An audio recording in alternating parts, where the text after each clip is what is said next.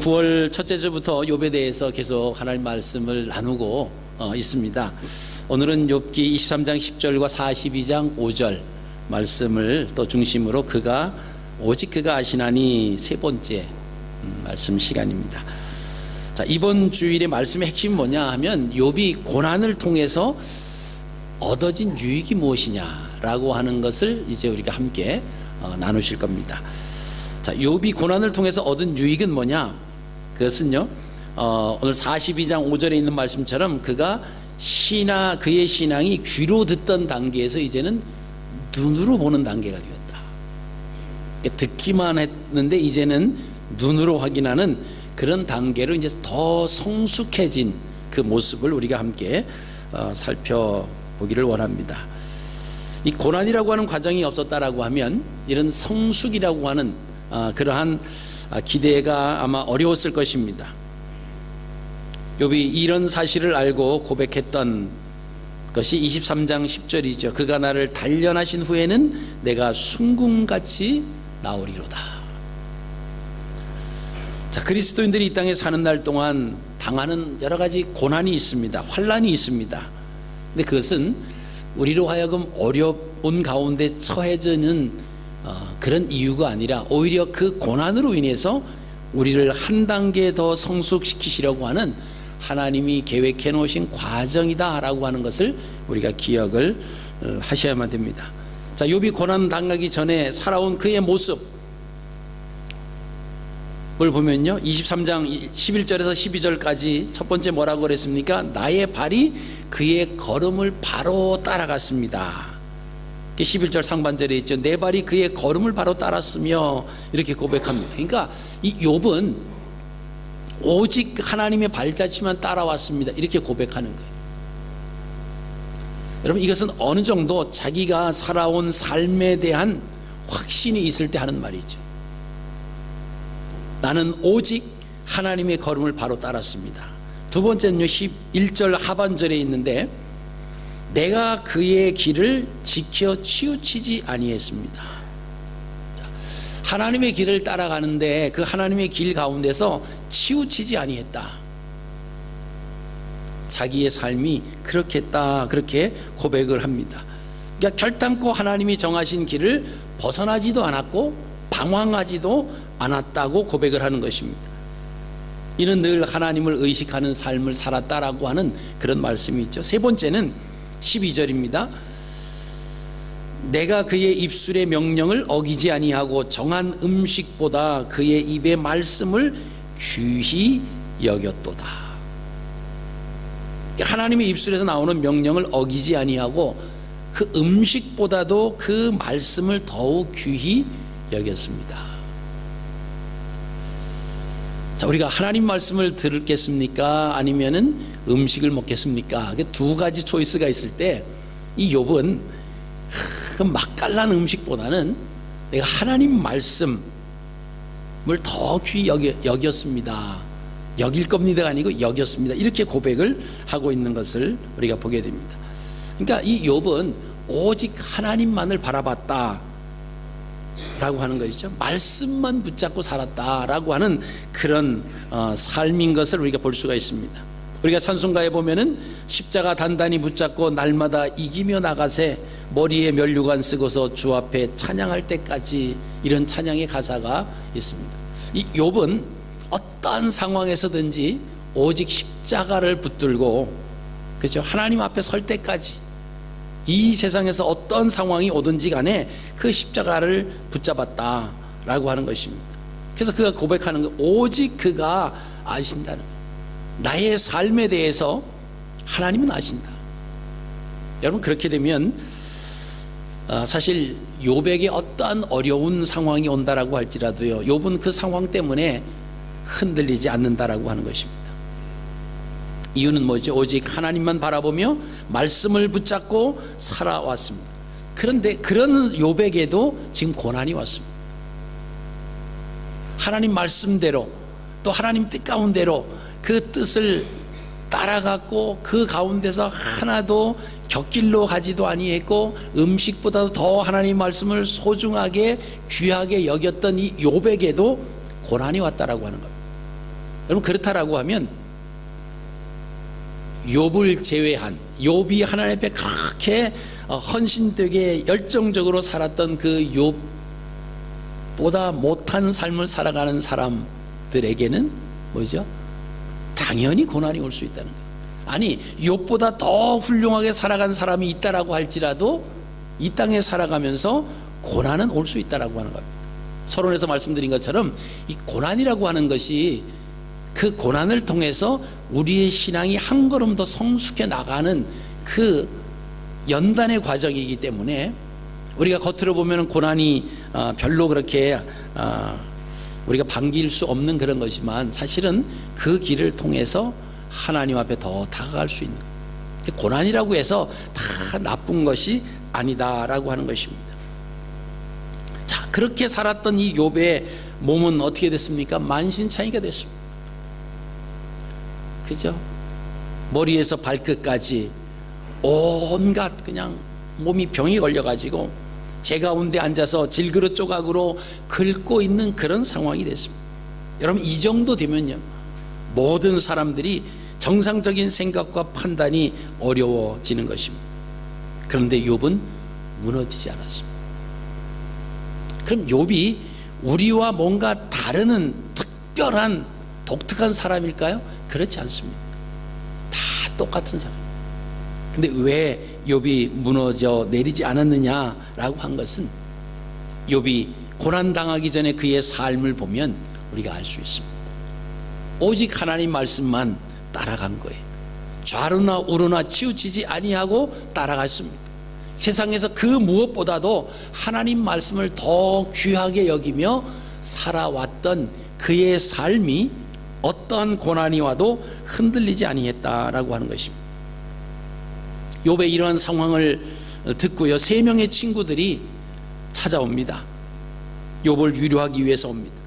근데 그들이 욥을 보는 순간 욥이 어떠한 상황이 욥에게 일어났는가를 잘 설명해 주는 말씀이 있습니다. 그 말씀이 욥기서 2장 12절부터 13절 말씀입니다. 우리가 한번 그 말씀을 같이 한번 읽겠습니다. 시작. 눈을 들어 멀리 보매 그가 욥인 줄 알기 어렵게 되었으므로 그들이 일제히 소리질러 울며 각각 자기의 겉옷을 찢고 하늘을 향하여 티끝을 날려 자기 머리에 뿌리고 밤낮 7일 동안 그와 함께 땅에 앉았으나 욥의 고통이 심함을 보므로 그에게 한마디도 말하는 자가 없었더라. 자, 이 3명의 친구들이 욥을 위로하기 위해서 여러 사방에서 왔어요. 와서 그 욥을 봤는데 말문이 막혀버리는 겁니다. 그가 얼마나 그 심한 고통을 당하고 있는 것을 그거 보면서 말문이 막혔어요. 여러분 그 표현을 19장 20절에 이렇게 표현합니다. 내 피부와 살이 뼈에 붙었고 남은 것은 겨우 잇몸뿐이로구나. 자, 욥이 자기 피부와 살이 뼈에 붙었다는 거예요. 남은 것은 겨우 잇몸뿐이 되는 거예요. 자, 오늘 보시니까 밤낮 7일 동안 그와 함께 땅에 앉아 있었지만 아무 말도 하지 못했습니다. 7일 동안은 만나고 나서 7일 동안은 서로 아무 말도 못했습니다.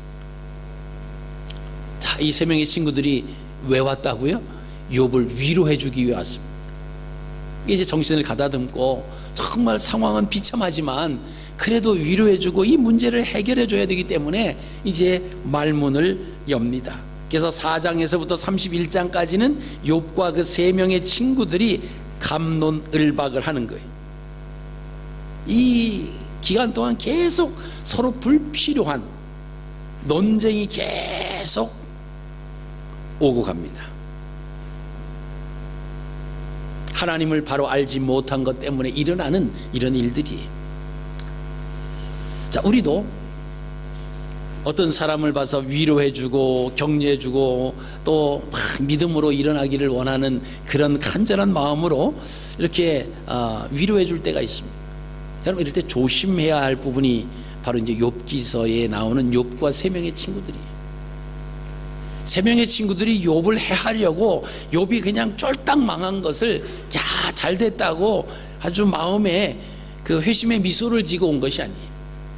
그리고 그 상황을 보면서 오늘 보십시오. 7일 동안 밤낮 땅에 함께 앉아 있었지만은 욥의 고통이 심함을 보므로 그에게 한마디도 말하는 자가 없었더라.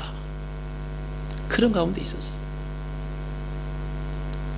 이제는 욥에게 뭔가 힘을 주고 욥에게 회복되기를 원하는 마음으로 이제 말을 하는데, 결국은 하나님을 바로 알지 못한 가운데서 주원하다 보니까 이것이 결국 필요 없는 논쟁만 이어지고 말았다라고 하는 것입니다. 그래서 우리가 판단하는 것으로 상대방을 정죄하거나 심판을 하면 안 돼. 그 가운데 하나님의 섭리와 하나님의 뜻이 계시고, 물론 그 사람이 잘못했다라고 하면 돌이키고 회개하고 하나님 앞에 고백해서 그럼 하나님이 또 용서해 주시고 회복시켜 주시는 그런 상황을 우리가 알고 있어야 됩니다. 자, 세 명의 그 와서 계속해서 이제 필요 없는 그 논쟁을 하는 그 대표적인 게 뭐냐면요, 첫 번째 사람이 엘리바스예요. 제일 나이가 많은 사람입니다. 그 엘리바스가 하는 말은 뭐냐면, 야 욥아, 잘 생각해봐라. 옛날부터 죄 없이 망하는 사람이 어디 있느냐. 너는 분명히 죄를 지은 것 때문에 망한 거니까 잘 생각해봐라. 빨리 하나님 앞에 회개해야 되지 않느냐. 이제 그 말이에요. 그러니까 욥이 뭐라고 대답합니까? 아니야, 나는 죄 지은 것이 없어. 이게 두 번째 사람 빌닷이 얘기를 하죠. 자, 우리가 그럼 자네보다 못하단 말이냐? 잘 생각해봐라. 여기 지금 욥을 찾아온 사람들은요, 현자들이 그냥 알게 된 그런 평범한 친구가 아니라 아주 똑똑한 사람들입니다. 그러니까 이제 빌닷이 그러니까 우리가 너보다 못하단 말이냐? 우리가 다 말씀도 이렇게 쭉 볼 때 그 인과응보라, 원인 없이 결과가 있겠느냐. 하나님께서 왜 그냥 너에게, 잘 사는 너에게 하루아침에 이렇게 쫄딱 망하게 하느냐. 우리가 아무리 봐도 너는 분명히 뭔가 잘못한 것이 있어. 그러니까 잘 생각해봐. 그러니까 욥이 대답이 뭐죠? 나 죄 지은 거 없다니까. 이렇게 말하는 거예요. 세 번째 친구 소발이 보다가, 소발이 이제 제일 그 중에서 어린, 보니까 지금 무슨 말을 하는 거냐 이러면서 계속 이제 네 명이 사실 결론 없는 이제 아규만 하는 거예요. 자, 그러면서 이어서 이제 32장부터 37장까지 한 사람의 인물이 또 등장합니다. 그 엘리후예요. 이 사람의 말도 세 명의 친구와 다를 바가 없습니다. 욥과 친구들의 불필요한 논쟁이 끝이 나지 않습니다. 끝이 나지 않으니까 이제 하나님이 개입하세요. 하나님이 개입하시는 내용이 욥기 38장부터 41장입니다. 하나님은 욥에게 하나님의 지혜에 대해서 질문을 하십니다. 욥은 그 질문에 대해서 아무런 대답을 하지 못합니다. 그러면서 그가 고백해요.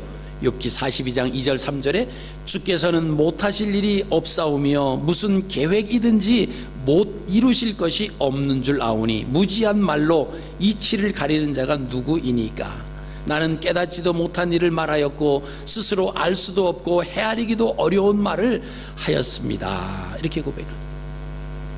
하나님의 질문을 바꿔보니까 하나님을 얼마나 모르고 자기들이 알고 있는 조그만 그 지식 가지고 계속 지금 싸우고 있었던, 욥이 그렇게 하나님 말씀대로 살았던 그런 삶이지만 그 친구들과 대화했던 그것을 하나님과의 대화 만남을 통해서 뒤돌아보니까 아이고 이 창피한 거예요. 아무것도 아닌, 아무것도 모르는 가운데서 그렇게 친구들과 했다라고 하는 것입니다. 하나님의 질문을 받고 보니까 고난을 주신 까닭은 사람들이 100년을 연구해도 알 수가 없다라고 하는 겁니다. 그래서 42장 6절에 이렇게 고백합니다. 그러므로 내가 스스로 거두어 드리고 티끌과 제 가운데서 회개하나이다. 자, 그동안 친구들에게 뭐, 너 죄졌어. 나 죄진 거 없다니까. 회개해야 돼. 나 회개할 게 없어. 너희들이 하는 말 난 도저히 이해할 수가 없다. 내가 오히려 답답하다. 막 그러면서 계속 사실 논쟁을 벌였거든. 근데 하나님 말씀을 듣고 하나님의 질문을 받고 나서는 회개하는 거예요. 티끌과 제 가운데서 회개합니다. 42장 6절에서 말하는 욥의 회개는 자신의 잘못된 생각에서 비롯된 말에 대하여 후회한다는 것 뜻입니다. 욥의 후회는 우리가 생각하는 그런 후회와는 차원이 다르죠. 욥은 하나님을 알지 못하고 함부로 날뛴 것에 대한 후회, 다시 말하면 지금까지 내가 하나님을 바로 알지 못했던 것, 그 잘못된 생각에 대한 후회입니다. 거기에 대한 회개예요. 여러분, 우리가 그런 회개 한번 해보셨습니까? 하나님, 제가 하나님을 너무나 몰랐던 것을 하나님 회개합니다. 하나님의 뜻을 너무 헤아리지 못하고 내 생각대로 내 마음대로 살았던 것을 하나님 앞에 고백합니다. 회개합니다. 여러분, 우리가 이런 고백과 회개를 해보신 적이 있으십니까? 욥기 42장 6절은요, 그러므로 라고 하는 단어는 후회하는 이유를 설명하는 인과 접속사입니다. 그래서 5절에 내가 주께 대하여 귀로 듣기만 하였사오나 이제는 눈으로 주를 배움나이다. 듣기만 했던, 그죠? 귀로 듣기만 했는데 이제는 눈으로 주님을 봅니다. 자, 욥은 하나님을 바로 알지 못하면서 아는 것처럼 날뛰었던 것을 회개하는 것입니다. 여러분, 욥이 하나님 앞에서 날뛴 행동이 무엇입니까? 전능하신 하나님께서 왜 세상의 불의한 일들에 대해서 침묵하고 계십니까? 24장에 1절 12절에 그렇게 이야기했어요. 하나님, 내가 이렇게 하는데 이런 불의해야 되는데 왜 하나님 침묵하십니까? 좀 말씀 좀 해주세요. 이 친구들이 자꾸 나를 죄인으로 몰아세우는데 하나님, 나 죄 진 게 없는데 하나님 좀 말씀 좀 해주십시오.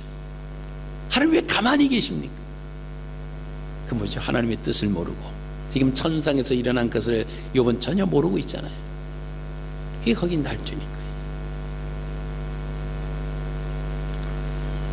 욥은 하나님은 사람의 한계를 가진 제한적 생각에 묶을 수 없는 절대 주권을 가진 분이라고 하는 것을 이제 깨닫게 되는 것입니다. 그리고 그 하나님은 사람들의 생각에 따라서 움직이시는 분이 아니다라고 하는 것을 깨닫습니다. 그리고 하나님의 계획대로 하나님은 움직이신다라고 하는 것을 아는 거예요. 그래서 욥이 알지 못했던 하나님의 계획을 우리는 지금 이미 말씀을 통해서 짐작할 수가 있습니다. 그것은 욥을 한 단계 더 성장시키기 위한 하나님의 계획 속에서 이루어진 것입니다. 그것이 이제 하나님과 그 사탄과의 대화에서 드러났습니다. 하나님이 사단에게 내 종 욥의 신앙이 이렇게 좋다 말씀을 하세요.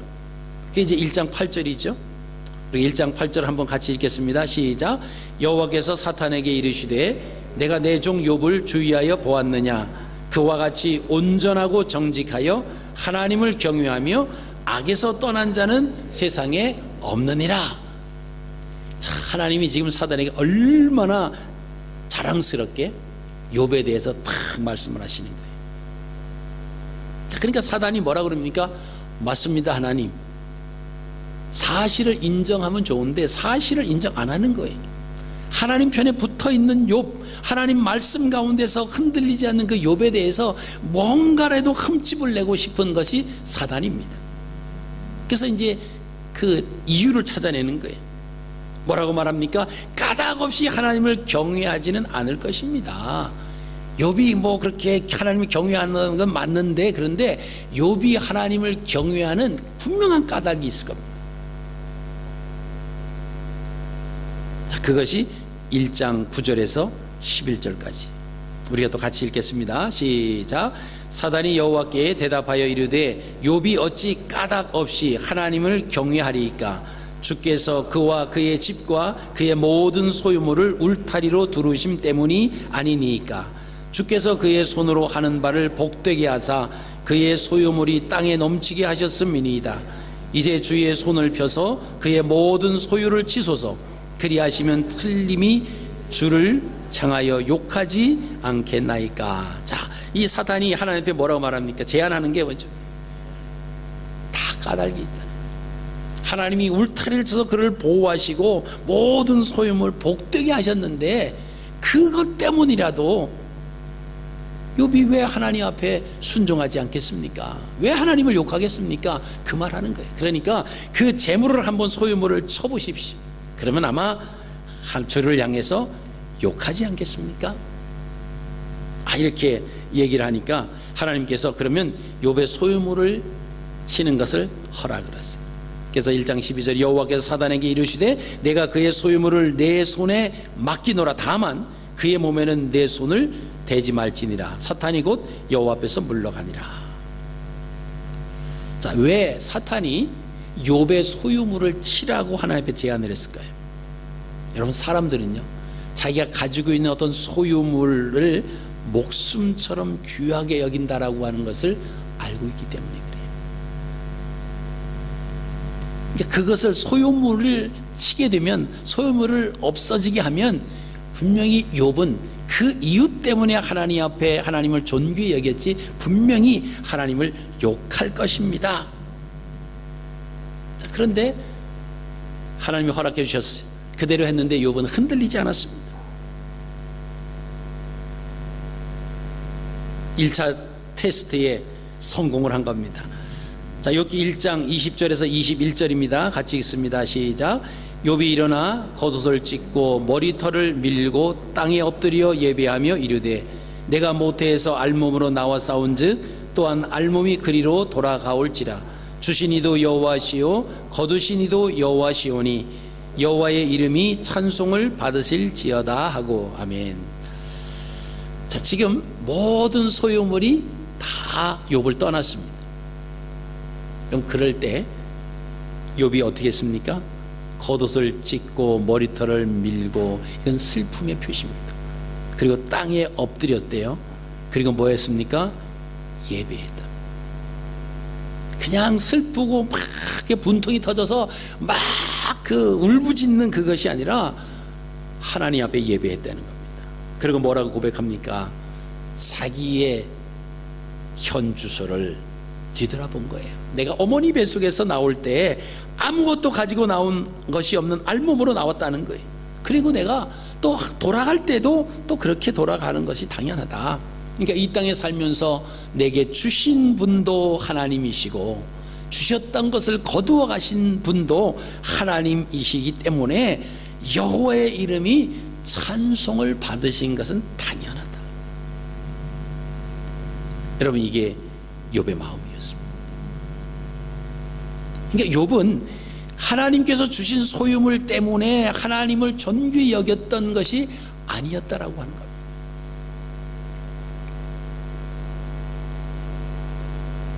하나님의 생각대로 욥은 흔들리지 않았습니다. 근데 사단은 거기서 손을 들지 않아요. 무릎을 꿇지 않습니다. 다시 제2차 테스트를 제안을 합니다. 까닭없이 욥을 치게 하였어도 그가 여전히 자기의 온전함을 굳게 지키고 있는 그 모습입니다. 2장 3절에 하나님께서 또 이렇게 말씀하십니다. 여호와께서 사단에게 이르시되 내가 내 종 욥을 주의하여 보았느냐? 그와 같이 온전하고 정직하여 하나님을 경외하며 악에서 떠난 자가 세상에 없느니라. 내가 나를 충동하여 까닭없이 그를 치게 하였어도 그가 여전히 자기의 온전함을 굳게 지켰느니라. 아마 그 사단을 좀 호통치시는 그런 좀 톤으로 말씀을 하셨죠. 여러분, 그 정도 되면 사탄이 제가 잘못했습니다 그러면 되는데 사탄은 그렇지 않아요. 하나님에게 욥에 그래도 건강이 있지 않습니까? 건강을 치면은 분명히 욥은 바뀔 겁니다. 2장 4절로 5절입니다. 같이 읽습니다. 시작. 사단이 여호와께 대답하여 이르되 가죽으로 가죽을 바꾸오니 사람이 그의 모든 소유물로 자기의 생명을 바꾸올지라. 이제 주의 손을 펴서 그의 뼈와 살을 치소서. 그리하시면 틀림없이 주를 향하여 욕하지 않겠나이까. 자, 아까는 틀림없이라고 하는 말을 안 썼는데 이번엔 아주 자신 있게 얘기했어요. 자, 보십시오. 욥이 가졌던 모든 소유물이 욥을 떠났습니다. 욥하고 상관이 없었어요. 그리고 이제 남은 그 몸에 대해서 이제 그 몸을 치면 아무리 욥이 하나님을 향해서 그런 마음이 온전한 마음이 있었다라고 할지라도 분명히 욥은 하나님을 욕할 거다, 이런 마음을 가졌어요. 하나님께서 사단에게 내가 그를 내 손에 맡기노라, 다만 그의 생명은 해하지 말아라. 자, 아까는 소유물을 해할 때 욥의 몸은 해하지 말아라. 자, 이제는 욥의 몸은 허락하시지만 욥의 생명에 대해서는 허락하지 않으셨어요. 그래서 이제 사탄이 하나님의 허락하에 욥의 건강을 친 겁니다. 그런데 이런 상황을 사실 욥은 알지 못했어요. 자기 재산을 하나님과 사단의 그런 대화 속에서 그런 재산이 다 자기의 재산이 잃어버린다라고 하는 그런 상황도 사실 몰랐습니다. 이 두 번째도 마찬가지였습니다. 어느 날 갑자기 몸이 근질근질하기 시작하고요, 막 부스럼이 나고 헌대가 생기는데 이게 뭐 몸 한 구석이 아니라 온 몸이 다 그렇게 나. 여러분, 몸에 헌대가 나서 막 곪고 막 그럴 때 아마 그 아픔을, 그 고통을 아마 경험해 보신 분들은 아십니다. 긁고 긁어도 막 시원하지 않죠. 긁을 때뿐이고 또 긁고. 근데 오늘 말씀을 보시면 얼마나 그 심했냐 하면 그것을 손으로 긁어서는 안 되는, 그냥 기와 조각 같은 걸 그런 쪼가리로 막 몸을 긁는. 그러니까 이 사탄이 욥의 생명에는 지장이 없을 정도로 아주 몸을 그냥 만신창이로 만들어 버렸습니다.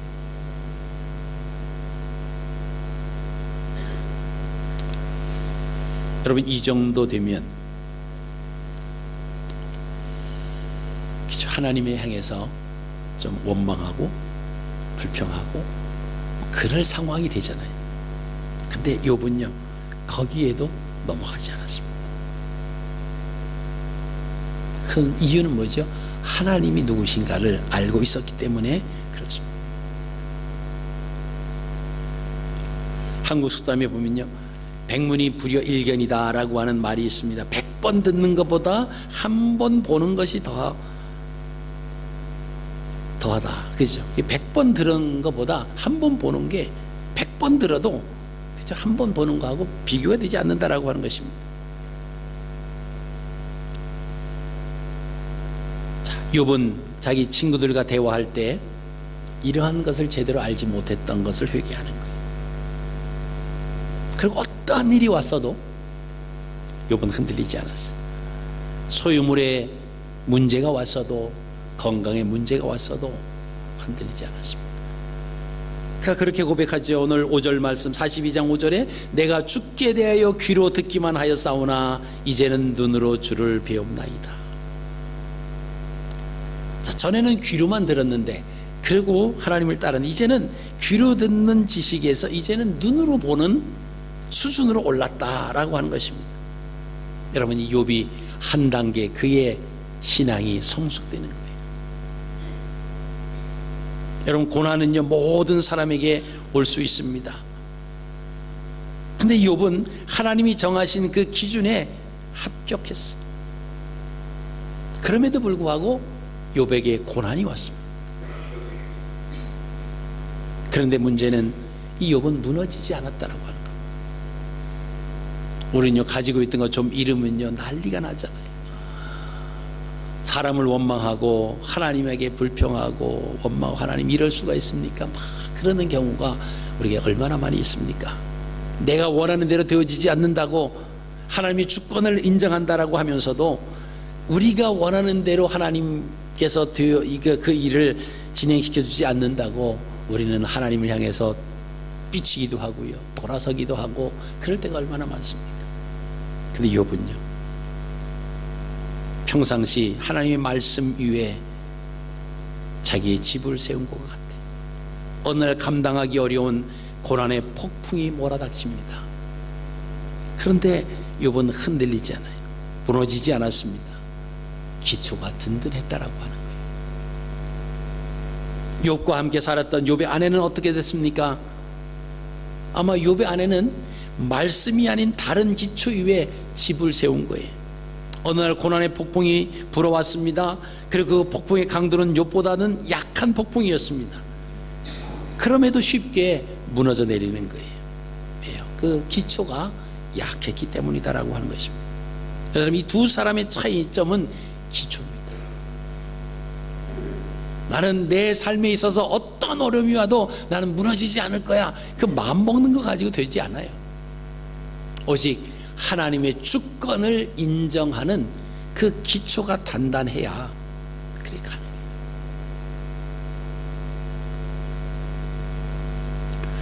우리가 찬송가 204장 찬양을 부르셨는데요, 그 3절 말씀 보면 세상 모든 사람들이 집을 짓는 자라는 거예요. 반석 위가 아니면 모래 위에 진다는 겁니다. 자, 1절에는 뭐라고 말합니까? 주의 말씀 듣고 준행하는 자는 반석 위에 터닫고 집을 지음 같아. 비가 오고 물나며 바람 부딪혀도 반석 위에 세운 집 무너지지 않네. 잘 짓고 잘 짓세, 우리 집 잘 짓세. 만세 반석 위에다 우리 집 잘 짓세. 여러분, 2절 가사는 뭡니까?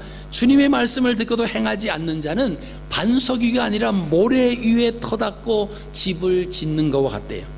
비가 오고 물나고 바람 부딪히면 모래 위에 세운 집이 크게 무너진다는 겁니다. 여러분, 우리는 우리의 집을 지금 어디에 짓고 있습니까? 욥이 고난을 통해서 얻은 유익은 성숙입니다. 귀로 듣던 단계에서 눈으로 보는 단계예요. 귀로 듣는 상태에서 눈으로 보는 상태라고 해서 또 모두가 좋은 것은 아닙니다. 우리가 창세기 말씀 보면요, 하와의 경우는 욥의 경우와는 반대적인 그 상황이 일어납니다. 하와는 뱀에게 미혹을 받아서 그때 이제 귀로 들었죠. 그리고 이제 한 단계 발전이 돼서 눈으로 보는 단계가 됐을 때 그때 어떻게 표현을 합니까? 먹음직도 하고 보함직도 하고 지혜롭게 할 만큼 탐스럽기도 했다라고 그렇게 고백을 합니다. 그래서 이제 손을 내밀어서 하나님 먹지 말라고 한 그 열매를 따먹는 거예요.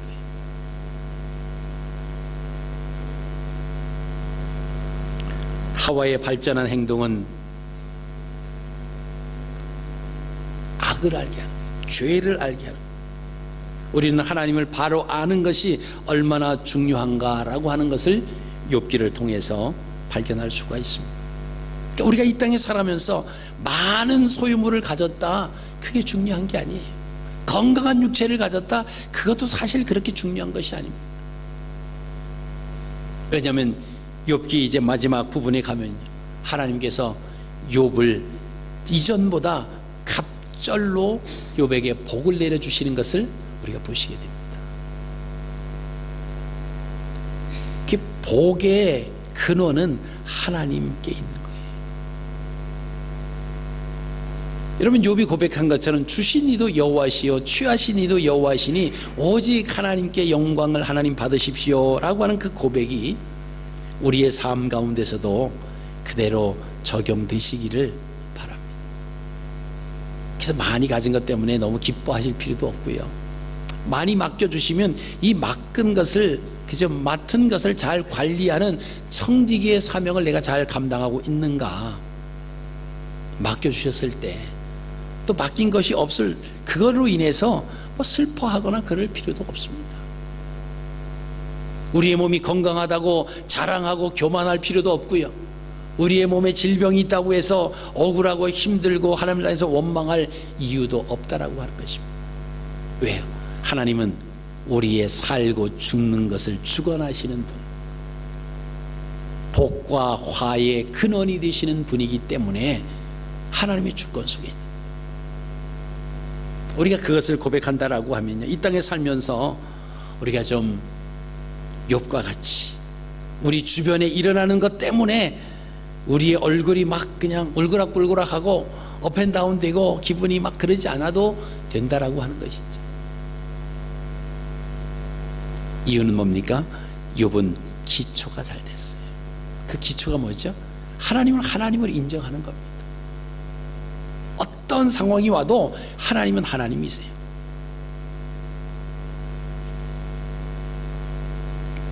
말씀을 정리합니다. 여러분, 성경에는 정해진 공식이 있습니다. 선을 선택하면 복과 생명이, 그러나 악을 선택하면 화와 죽음이라고 신명기에 분명히 말씀을 하고 있습니다. 하나님이 보실 때 온전한 삶을 살았던 욥, 그래서 하나님께 완전하다고 인정을 받았던 욥입니다. 그가 받았던 고난은 자신의 악을 선택한 결과가 아니었습니다. 선을 선택하였음에도 불구하고 당한 고난이다라고 하는 거예요. 그래서 우리가 주변에 있는 고난을 당하는 그런 이웃들을 볼 때 우리의 눈이 한쪽 방향으로만 보면 안 된다라고 하는 거예요. 욥의 친구들은 와서 너 분명히 죄를 졌기 때문에 이런 역사가 일어나는 것이지 어떻게 까닭없이 하나님께서 이러실 수가 있느냐. 우리도 보이는 것 때문에 쉽게 그렇게 판단할 수 있다라고 하는 겁니다. 우리가 하나님의 주권을 믿는다라고 하면, 그치? 오늘날 되어지는 모든 내 주변에서 일어나는 일들, 여러분, 그것 때문에 우리가 막 동분서주하고 어찌할 바를 모르고 그럴 이유가 하나도 없습니다. 우리가 그런다고 되어지는 게 아니에요. 하나님 앞에 무릎을 꿇는 거예요. 하나님 앞에 아뢰면 됩니다. 하나님의 주권 속에, 하나님의 시간 속에, 하나님의 계획 속에 분명히 하나님의 주권이 이루어지기를 위해서 우리가 내어드리고 간구하고 기도하며 기다린다라고 하면, 때로 우리에게 고난이 온다라고 할지라도 그 고난을 통해서 우리의 신앙이 한 단계 업그레이드 되는 거예요. 눈에 보이는 것 때문에 너무 좌절하지 마십시오. 내가 처해져 있는 상황 때문에 너무 힘들다고 고개를 떨구지 마십시오. 하나님의 주권 속에 우린 다 있는 거예요. 그분만 바라봅니다. 그래서 말씀 위에 집을 세우면, 반석 위에 집을 세우면 됩니다. 주의 말씀 듣고 준행하는 자는 모래 위가 아니라 반석 위에 집을 짓는 거예요. 비가 오고 바람이 불고요, 홍수가 나도요, 흔들리지 않는다는 겁니다. 여러분, 저와 여러분들의 믿음이 이런 반석 위에 세워져가는 그런 믿음이 되어서 어떤 상황 속에서도 하나님의 주권을 인정하면서 또 기쁨으로 또 당당하게 하나님 앞에 나가는 그런 삶을 사시고, 이번 한 주간도 믿음으로 승리하시는 복된 한 주간의 삶이 되시기를 주님의 이름으로 축복합니다.